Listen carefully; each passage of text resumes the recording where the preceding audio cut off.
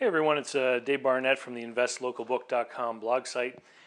I tried to record this earlier outside when I was walking, but the wind kept making a big noise in the microphone, so I'm doing it again. I had to go today and pick up my car. It was having trouble starting.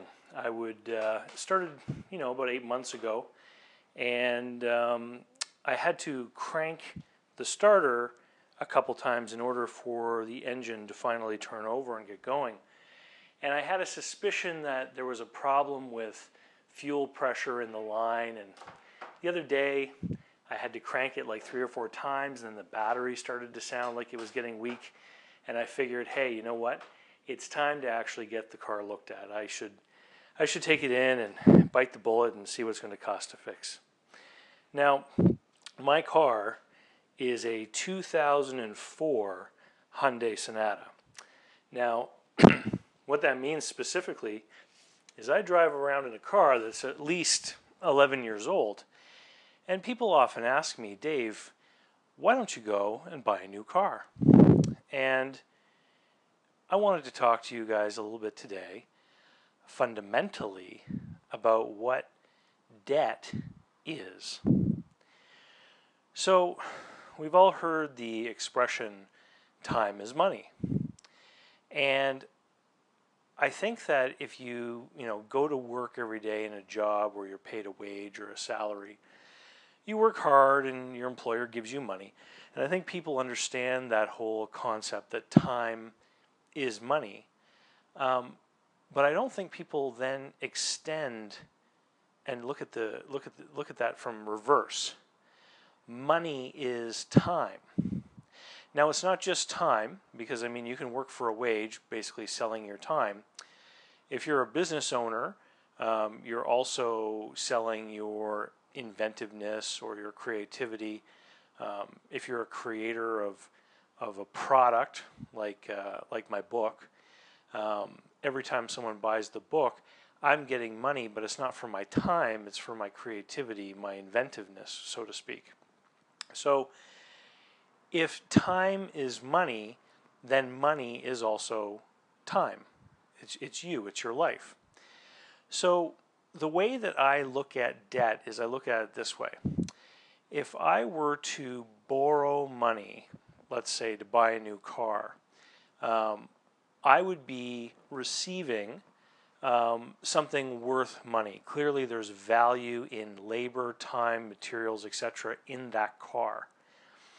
But instead of trading my time for the car, so if I had a bunch of money saved up to buy a new car and I traded that money for the car, that's me trading my life, my effort, for the effort and materials that somebody else did. That's an equal trade.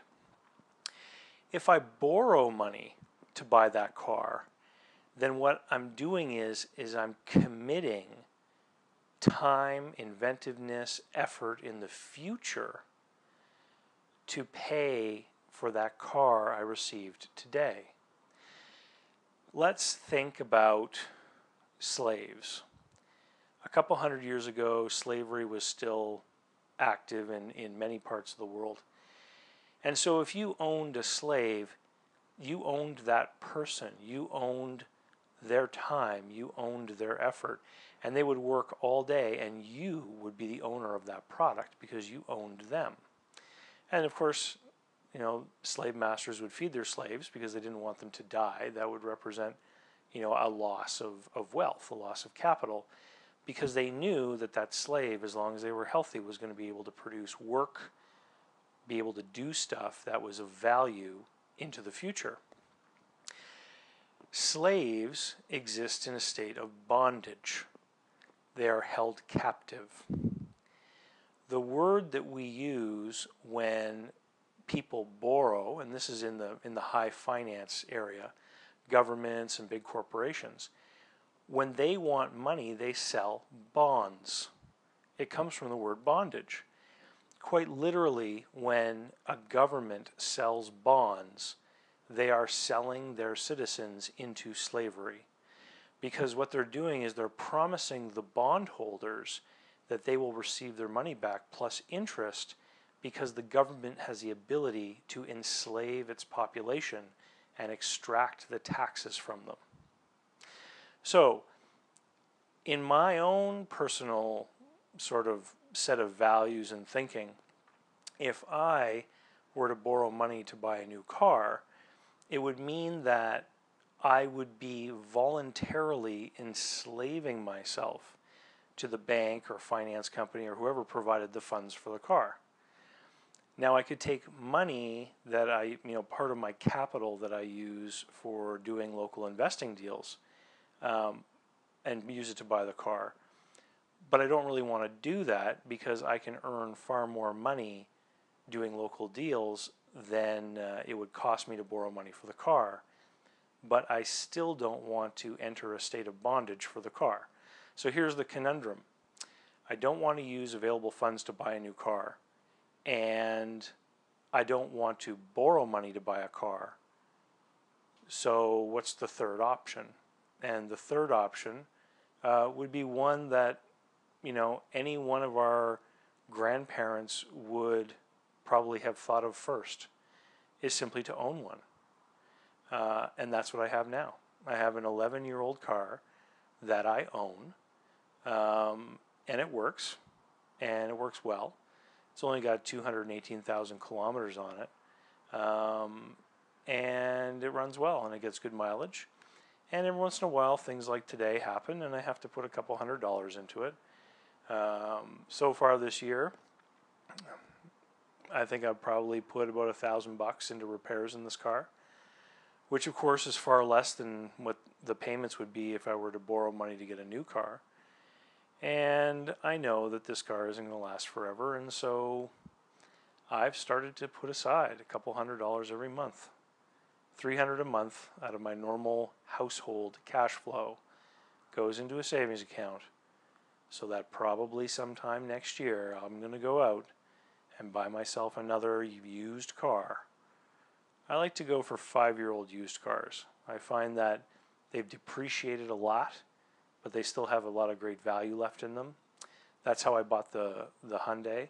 I bought it in 2009. It had 80,000 kilometers on it, and I think I paid $8,000 for it.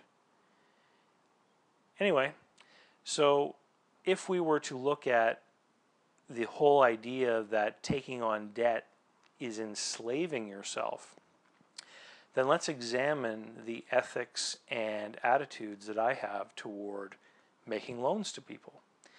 And if you recall from earlier videos, or if you've read my book, you'll know that one of the number one things that I look for in a deal is that the cash flow position of the borrower is improved by the debt. So it is very possible for a business, a small business, to be undertaking, whatever work they do in a certain fashion. They're making money, but if they borrow money from me to buy a new machine, they'll be able to make even more money. So what they're essentially doing is they are taking my time, my money, my effort, leveraging that not to enslave themselves, but to free themselves further, because at the end of the day, they will end up with a greater cash flow. So it's perfectly legitimate to get into debt if you can use that debt to leverage it towards greater cash flow for yourself. In essence, using other people's resources to increase your freedom, to increase the flow of money that you have, to increase your time. Time is money. It's also why I tend not to want to get into deals involving consumer debt. And in my book I talk about consumer debt and payday loans and all that kind of stuff. It really doesn't interest me, because to me that is the epitome of enslaving people for the sake of profiting off of others. And a lot of people who take advantage of these finance deals, like for furniture and TVs and all this kind of thing, they're not the smartest people in the world, and they're being motivated by, and I don't deny them the right to choose to put themselves into bondage, I'm very much a libertarian. I believe people can do what they want. But I don't necessarily feel that I want to play a part in that. I'd much rather use my resources to make a profit for myself while helping others make a profit for themselves too. And in doing so, we both help each other become less of sort of an indentured servant, I guess. Of course, the biggest problem of all is the fact that while I'm trying to do these deals and you're doing your deals and we're all working hard, those governments are still selling bonds. My children are only 5 and 6 years old, and they already owe a lot of money. And those bondholders know that the governments in the future are just going to take from them. So that's why they keep buying those government bonds.